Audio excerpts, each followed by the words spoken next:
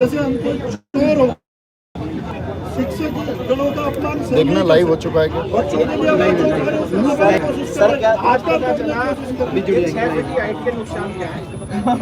सबसे पहले पकड़े जाते हैं और महिला होने का नुकसान एकदम बट मैम एक बात, महिला कांस्टेबल नहीं होना एक चाहिए। मैम के लिए सच में ये वर्ड ठीक है, आइडल लेडी है।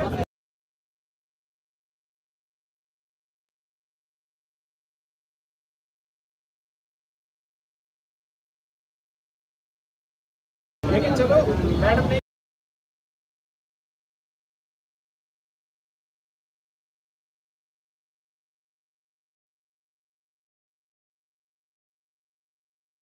आंदोलन की जो करता धरता अभी तो पता नहीं कहाँ छोड़ेंगे, देखो भगवान ना उनका कॉल भी नहीं रहा आपके पास। मैम आप समझ नहीं रहे, यही दिलेवने की बात में बेटे देना पुलिस से दोनों।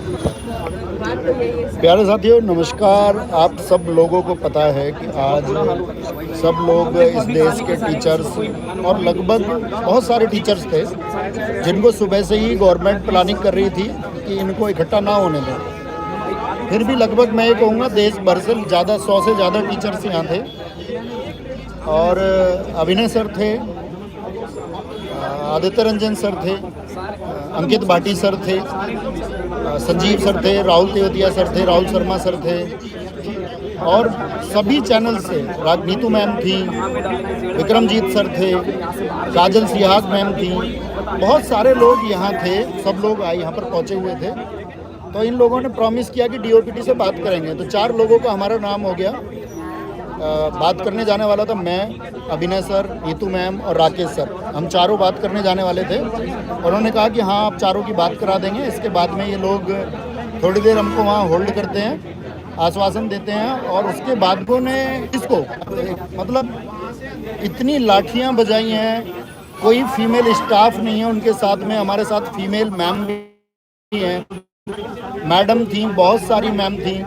सबको लाठियों से पीटा गया और सबको खचेड़ के बस में भरा गया कि भाई खींच के बस में बिठाओ सब लोगों को। संजीव सर का लेफ्ट हैंड टूट गया और इतनी लाठियां सब लोगों को मारी है।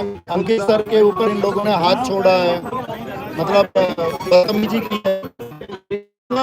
यार हम दिल की पुलिस समझते थे, ये दिल की पुलिस है, लेकिन समझते हैं कि हाँ एक दबाव होता है प्रशासन का, वो सब हम समझ सकते हैं।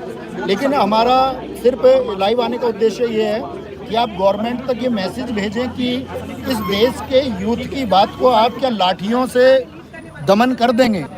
क्या इस युवा वर्ग की जितनी भी बात है, वो जो परेशान है, जो उसको प्रताड़ित किया गया है, वो जो दुख है आगामी परीक्षाओं के लिए, वो जो चिंतित है, क्या उस तरीके से वो चीज़ें कर दी जाएंगी? ये सर का हाथ यहाँ से टूट चुका है जिसको बांधा हुआ है ऊपर।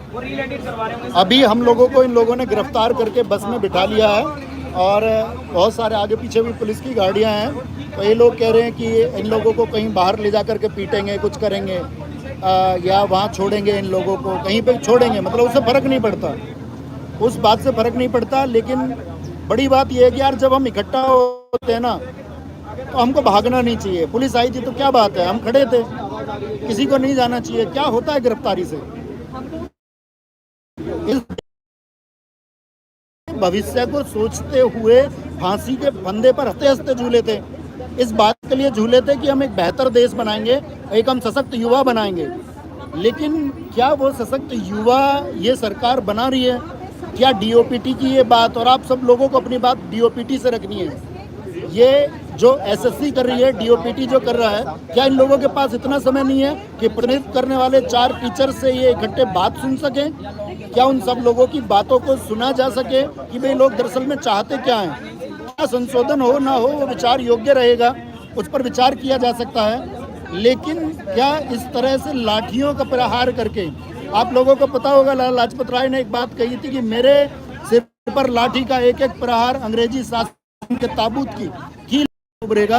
और मैं ये कहता हूँ इस देश के अध्यापकों पर यदि लाठियाँ बांधी जाती हैं तो इस देश के युवाओं की आवाज़ को दबाने का काम तुम कर रहे हो। ये सिर्फ तुम अध्यापकों के ऊपर लाठियाँ नहीं पीट रहे हो, ये तुम काम कर रहे हो कि इस देश के युवा के भविष्य को हम लोग दबा देंगे।